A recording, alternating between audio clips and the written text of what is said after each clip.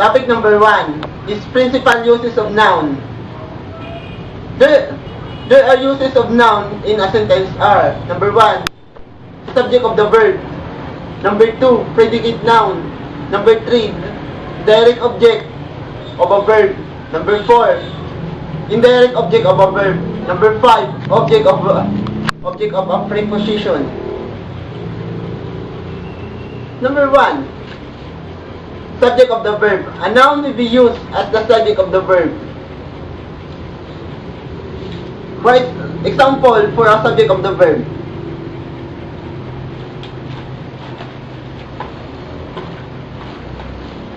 the soldiers went home.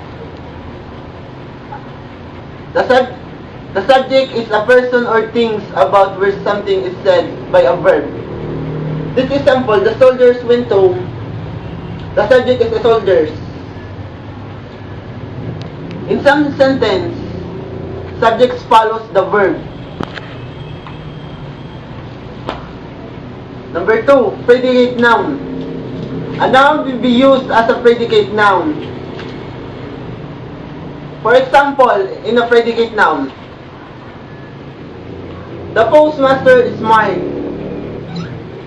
A predicate noun is normally placed after the verb.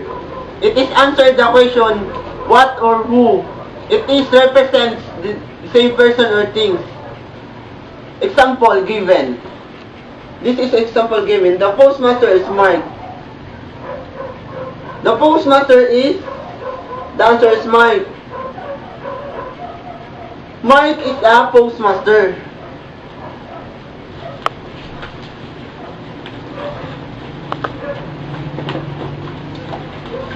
Number 3, subject of the verb. Direct object of the verb.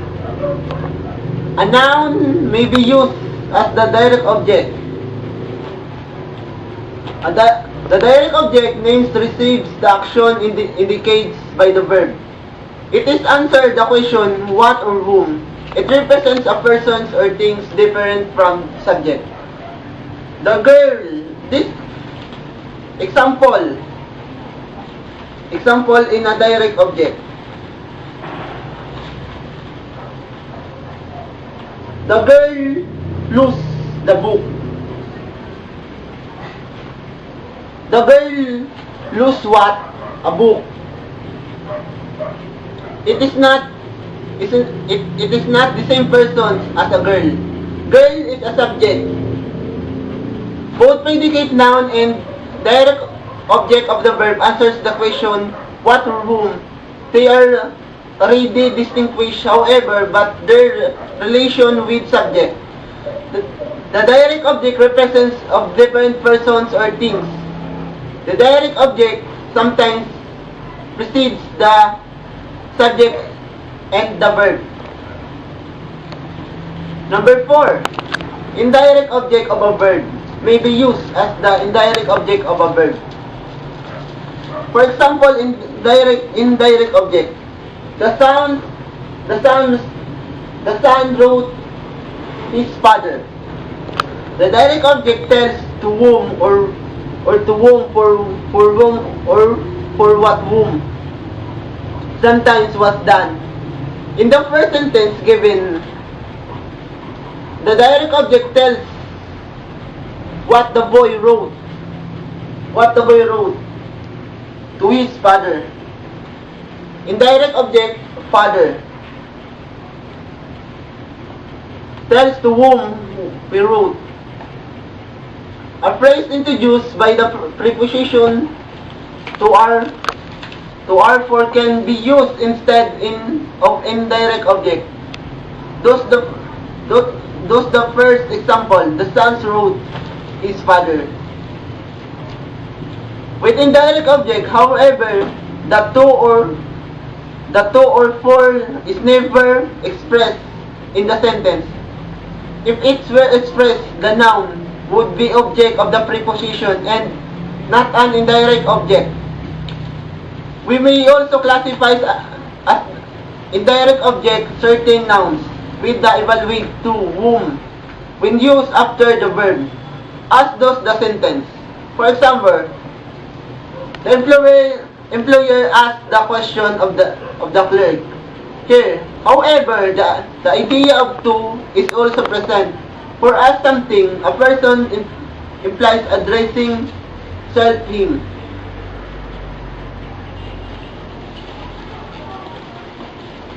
Number 5, object of the prepositions. A noun will be used as the object of the prepositions. This is the examples object of preposition.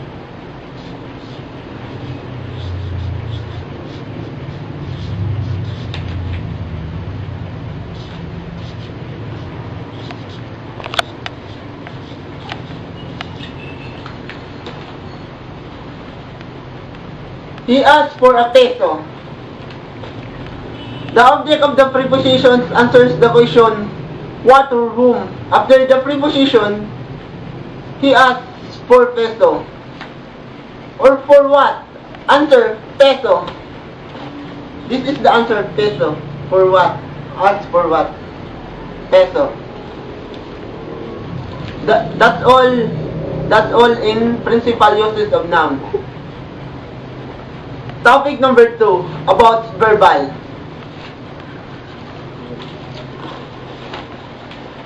Verbal is a word form, a verb.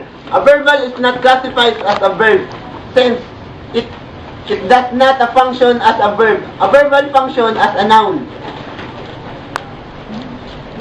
an adjective or adverb. It maintains some characteristics of verbs such as tense and voice.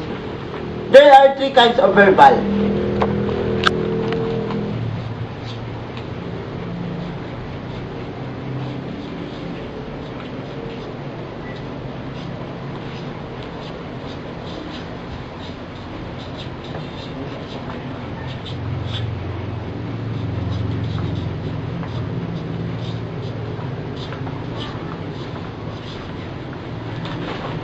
Number 1, infinite. Number 2, gerund. Number 3, participle. Number 1, infinite. The form of verb proceed by the word to eat, to jump, to sleep, to run, and other example of infinitive. The infinitive functions are noun, adverb, or adjective. To stay, this is the example of infinitive. To stay in the hospital seems unnecessary. Noun. It is function as a verb of subject of the verb sing.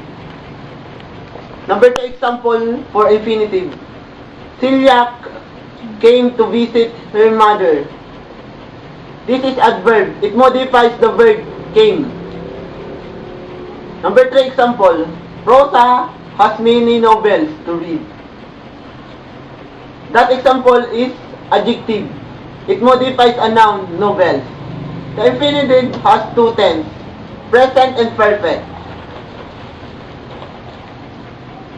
The present infinitive shows action taking place at the same time as the action of main verb. The perfect infinitive shows action taking place before the action of the main verb. For example of present infinitive.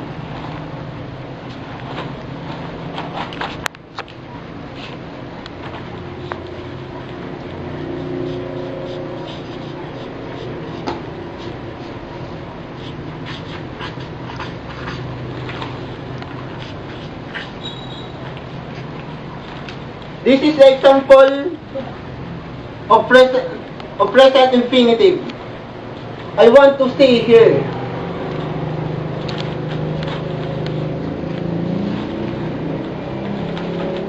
For example for perfect infinitive.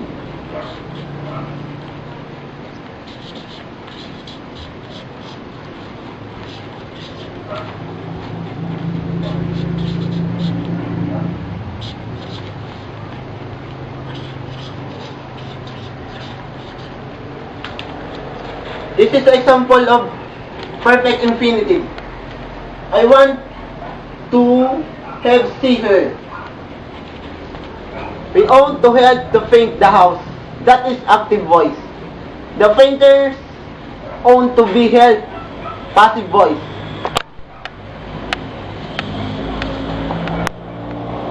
Number two. Gerund that forms the verb that function as a noun and ends ing. The gerund is also called a verb noun. For example, for gerund,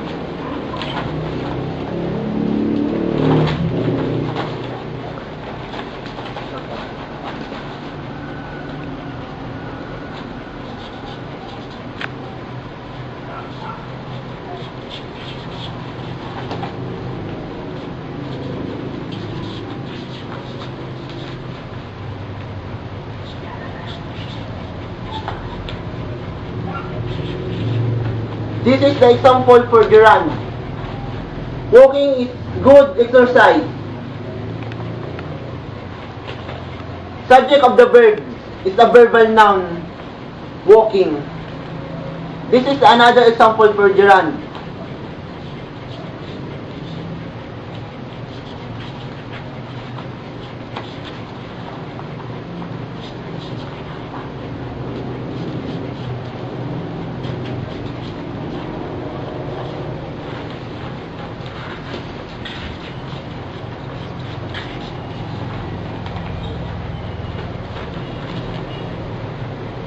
Please continue eating. Object of the verb continue is a verbal noun. It's modified eating. A gerund may be modified by an adjective or an adverb. Loud talking was heard coming from the school. Loud is adjective modifying a verbal talking. Driving carelessly caused the accident. Carelessly is an adverb modifying the verbal noun driving.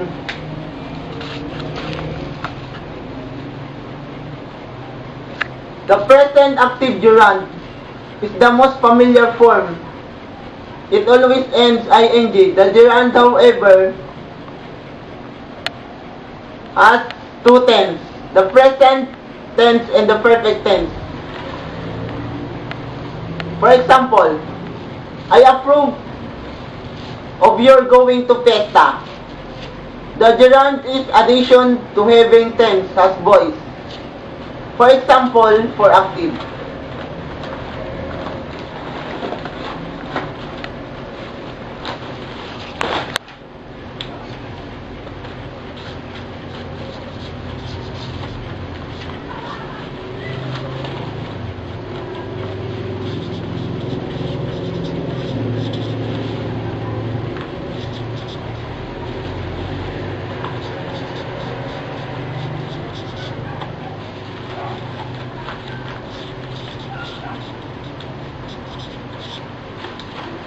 This is an example for active. The girl answer our calling. That is active voice. Another example for passive.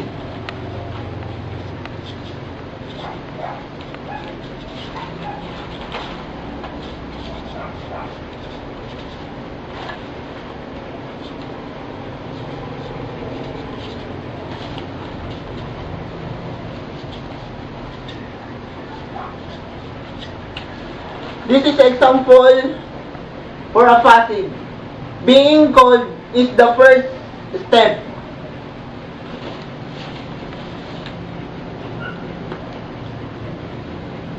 Number 3 for a verbal. Participle. The participle, the form of the verb as function as adjective. The participle is also called a verbal adjective. It modifies noun or pronoun. Participle has tense.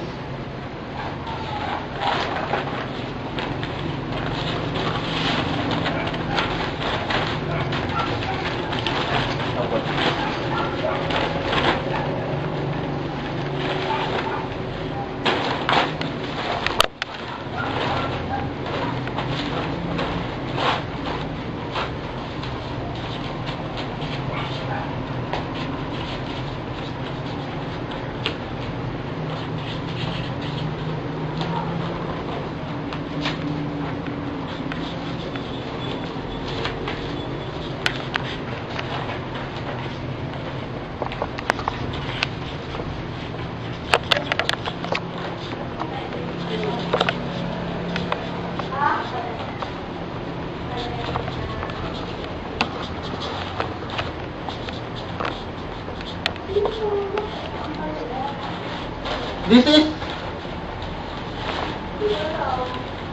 the participle as tense.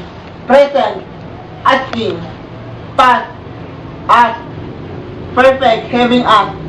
This is the participle of tense.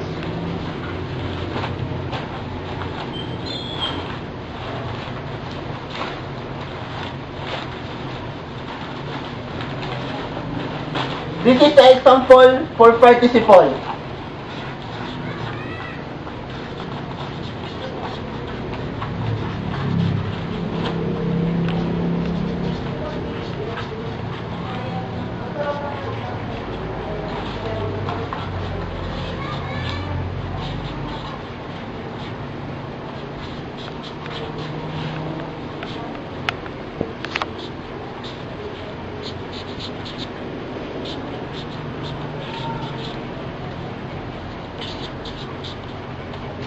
This is the example for participle. Lola asking the permission as she left, hurried out.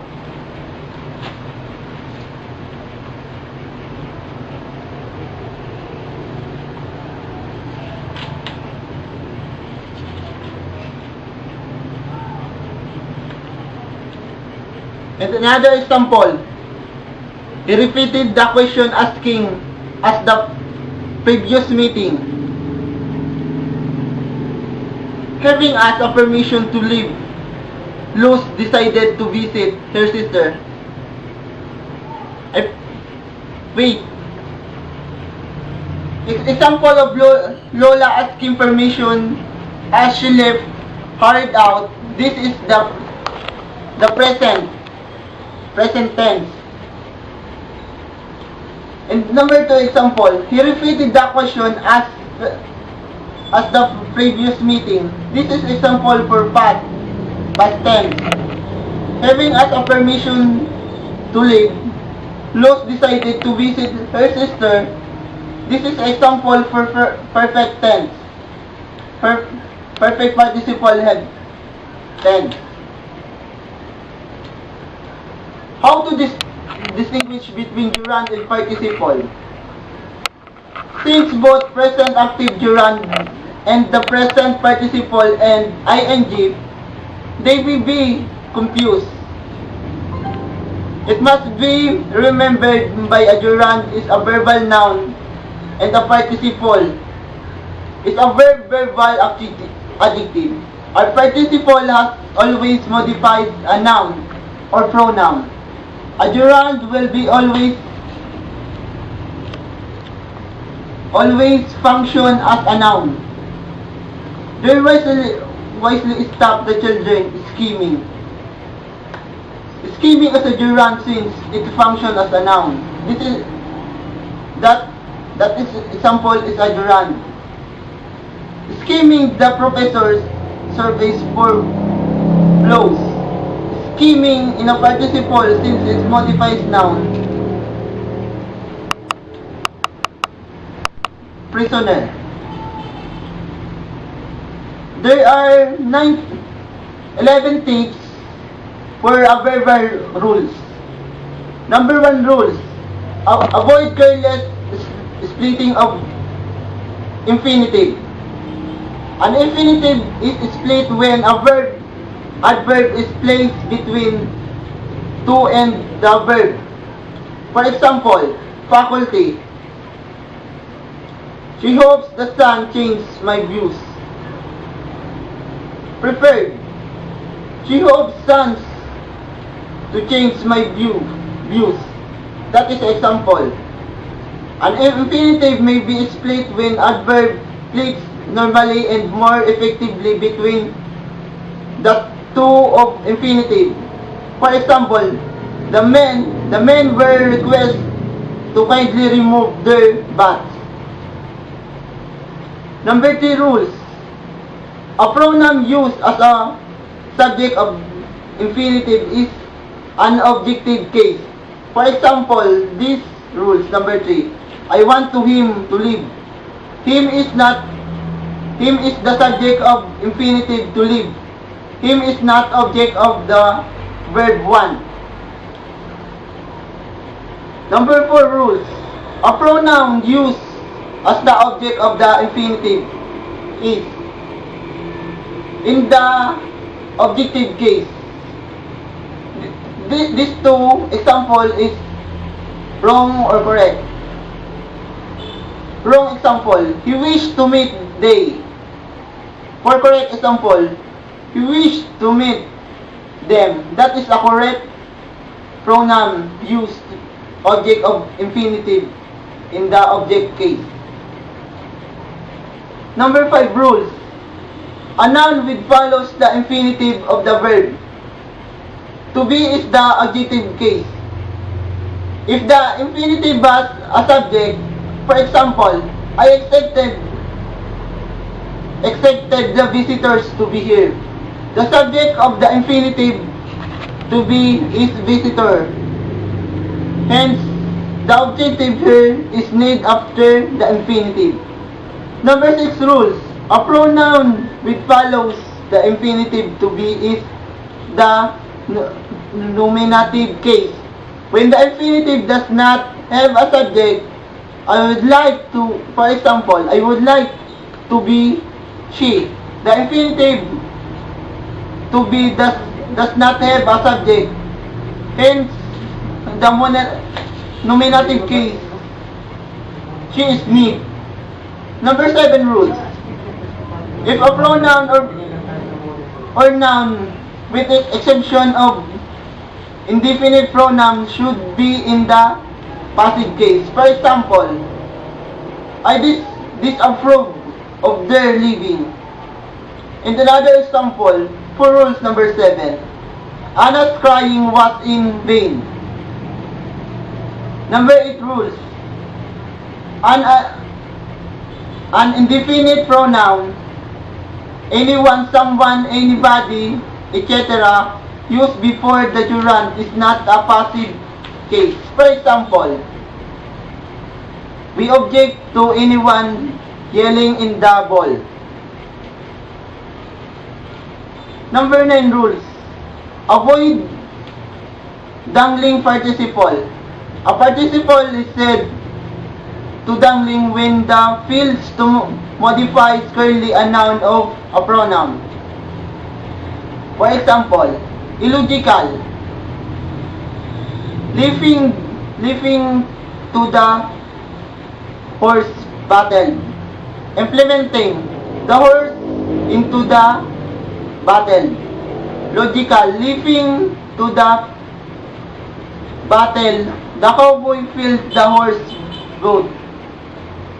Dangling construction is corrected by supplying the noun cowboy to the second clause. Number 10 rules. Use of infinitive is not a gerund.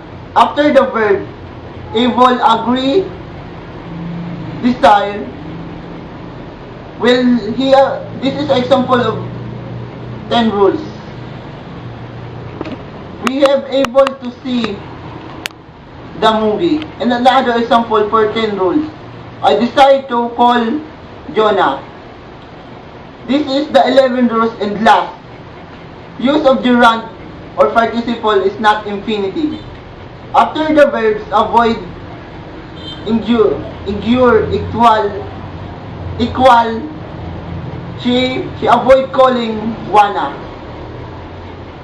And another example for last rules. We shall endure word death. And last example, is equal to performing the task.